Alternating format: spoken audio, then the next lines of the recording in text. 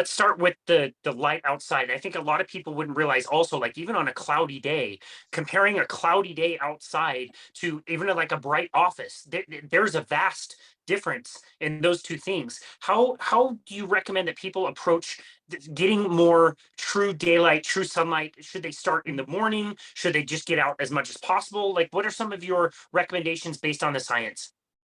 Yeah, that's a good question. So just picking up on what you said about cloudy day, the way that light intensity is measured is using a standardized unit, it's the lux. 1 lux is the intensity of light that's emitted by a candle held 1 meter from the eye. And in this room right now, the intensity of the light might be something like 500 lux. Outside on a cloudy day, while the sun is up, the intensity might be something like 10,000 lux. And outside on a clear day at solar noon, it's often over 100,000 lux. So we're talking about enormous differences between the intensity of the light in those different conditions. Now, with respect to recommendations regarding lighting, I think that we can get into specifics, and we will. However, I'll try and also keep my answer somewhat simple. And in short, I think people should spend at least 1 hour outdoors in daylight each day. And they should keep their nights as dark as possible. Around 3 hours before they go to bed, they should systematically reduce their exposure to light, in particular to overhead light, to bright light, to light that's rich in short wavelengths, which might appear white or blue or green. And instead, they should favor lights at eye level or below that have a warmer appearance. So think romantic lighting. And if anything, red light is probably preferable around that time of day. So you want this warm white or orangish or reddish light in that pre-sleep period. And then obviously while you're in your bedroom trying to sleep, you want to minimize all light exposure. If you do have any light emitting devices, then I think it's best to choose ones that emit red light. So if you have an alarm clock, then you want one with a red face, although you shouldn't be watching the clock in bed, and we might get to that later. So if I then go into a couple of specifics, with respect to your body's clockwork, more daylight is generally better in terms of many of the so-called non-visual effects of light exposure. And those don't just include the ability of light to reset your clock each day, which matters because your body's clock doesn't intrinsically necessarily have a speed of precisely 24 hours. So if you went and lived in a cave in which you had no information about time of day, it was constantly dark, the temperature didn't vary, and you didn't have any food access, you'd probably find that your clock was on average slightly slower than 24 hours. The average across people is around 24 hours and 15 minutes. And so what that means is that if we didn't reset it each day, it would drift later over time. Light is the most important thing in resetting the clock. And in general, people who get more daylight each day more closely align their daytime activity patterns with the world around them. But of course, there are trade-offs, because with greater sun exposure, particularly in areas where the sun is very strong, comes potentially an increased risk of things like skin cancer, particularly if you burn yourself. So I just want to add that, because I think it's so easy to see things only through the lens of circadian biology, disregarding the fact that too much light is not going to be good for people's skin. Yeah, it can potentially contribute to some things such as some eye conditions, to macular degeneration, among others. But with that said, I will give a couple more recommendations. One is that if you are a night owl and you want to shift your sleep earlier, maybe you have to wake to an alarm in the morning at 7 a.m., but you can only fall asleep at 1 a.m. and you therefore only have a 6-hour sleep opportunity, and you're not going to be asleep the entire time. So maybe you're only getting 5 hours of sleep on a regular basis and you don't feel that's enough for you. Shifting your clock earlier is going to help you fall asleep earlier and thereby get more sleep and experience the benefits of doing so. And the way that you would do that is by trying to get outside into daylight as early as possible in your waking day for as long as possible. So, for example, you might set your alarm in the morning, wake up, and then within an hour or so of waking up, get outside into daylight, ideally spend at least an hour outdoors at that time of day. And if you're physically active at that time of day, then you might have some additive effects on your shift in your body's clock timing that the light by itself would lead to. That's because I haven't mentioned this, but physical activity per se might be a bit of a time cue for the circadian system, both for those peripheral clocks, but also for the master clock in the brain. So that's a simple strategy for night owls. If you can't get outside at that time of day, then you want to turn on the overhead lights as strongly as possible. You might want to use a light therapy lamp. If you do so, then I'd get one that emits at least 10,000 lux, and you probably use that for half an hour to 1 hour. Keep it within a meter or so of yourself. And then during the daytime, if you're stuck inside, try and sit by a window, because the intensity of light moves in a non-linear fashion as you move away from windows, such that there's a really rapid drop off in the intensity of light. So as a night owl, getting more daylight is really important if you're trying to accelerate your clock, and sitting by windows is a really simple way of doing so. Otherwise, trying to break up your day with short walks after meals, which is also going to be good for things like how well your body processes various different nutrients in the meals that you consume, will be helpful. And then if you are a very early bird, let's say that you're 70 years old and you find yourself waking up at 3:30 in the morning, because what tends to happen is over the course of the lifespan, our body's clocks shift in their timing such that after the end of adolescence, they basically get earlier and earlier until the grave.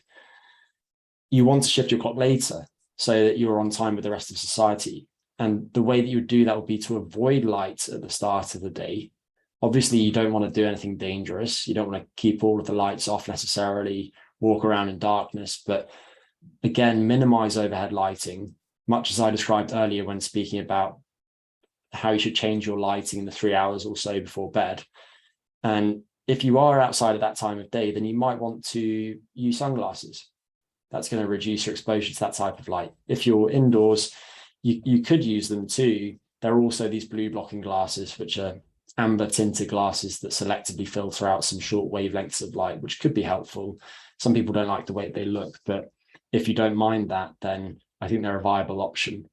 And then being physically active a bit later in the day.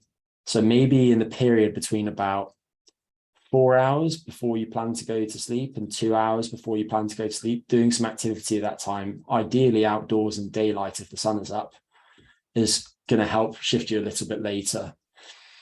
So I think it really depends on your sleep-wake timing, whether you want to change it.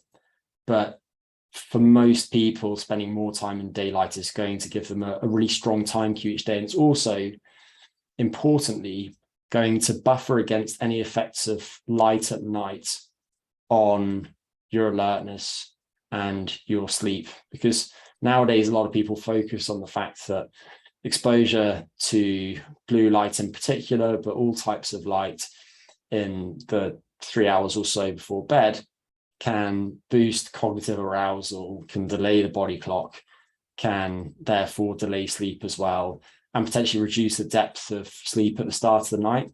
However, if you look at the actual experiments that have shown that, they generally have people stuck inside, exposed to very weak light during the daytime. And in instances in which people are given a really strong daytime time cue, there's been plenty of time outdoors in daylight, those devices aren't going to have nearly as strong effects on your body clock and your sleep when used in the pre-sleep period. So I think spending sufficient time in daylight is often underappreciated by people, and it really makes you resilient against light at times of day that aren't ideal. Yeah, no, those are all such great and practical tips. And I think a lot of people might be listening and thinking like, well, that sounds nice, but I have an office job. I am stuck inside. I can't get out. And I found for a lot of people, it's really just looking at your day critically, and you will find gaps and opportunities to be able to do things outside if you like. You can take your lunch outside. You can Mhm. take calls on your phone. I do that all the time. One of my favorite managers would always do walking meetings with me. So rather Yeah. than sit in the office, let's go outside, let's go walk around. And I really strongly feel, even, the confrontational feel of sitting in an office when you're facing each other versus being side by side and walking. I felt like it helped with problem solving. It felt like we were kind of going along a path together, and we got all that outdoor time. It was great. Yeah, I think a lot of people have that experience. Famously, Daniel Kahneman and Amos Tversky used to go for their walks together when they were trying to problem solve. And Kahneman's convinced that that was a key contributor to much of their success. Obviously, he ended up winning the Nobel Prize for his work in economics, but he's really a psychologist. Now, with that said, yeah, I think it's actually the case that most people can seamlessly bake a lot more time outdoors into their day just by critically going through their day. And it can be helpful exercise actually just to list the habitual things that you do each day. I know many people who are interested in behavior change and habit formation will have people do this and then try to identify the habits that are constructive and the ones that are potentially destructive. And you'll probably find that there's an opportunity for you to increase your morning light in the half hour or so before you go to work. Maybe you normally have your coffee indoors and now you can take it out on the balcony in the morning. It's also worth mentioning that obviously your body's clock will change in its direction over time. And if you are stuck inside out of necessity for 5 days each week, however, on 2 days off each week, you could get outdoors into daylight for as much time as you wanted. It would be worth doing so, because that would probably quite quickly get your clock back on time. And then maybe it will drift a bit during the week again and not have such a strong high amplitude rhythm in your activity and your rest. But the weekend or the day off exposure would help you. So if you are stuck inside for whatever reason, I just think make the most of your days off, spend plenty of time outdoors. And just going back to what you were saying about your own experience, daylight affects us in so many different ways. It can acutely boost alertness. It, of course, affects your mood. Anybody who has seasonal affective disorder will have experienced this firsthand. They'll find that their mood drops off during the short days of winter, and they might find that during the long days of summer, they actually have a bit of hypomania in which they're really energetic and enthused and bright and bubbly. And it also affects some aspects of cognition that are important to workplace performance beyond just alertness alone. There have been studies of so-called human-centric lighting in which new buildings are designed in ways that increase the intensity of daylight exposure or increase the intensity of light coming from electric sources and maybe make that light particularly rich in short wavelengths. And when that's compared to a similar office in a similar context, but without such optimal lighting, the people who are in the human-centric environment have much better cognition in various different tasks. So it can acutely boost your brain function too, beyond any effects on just your body clock alone.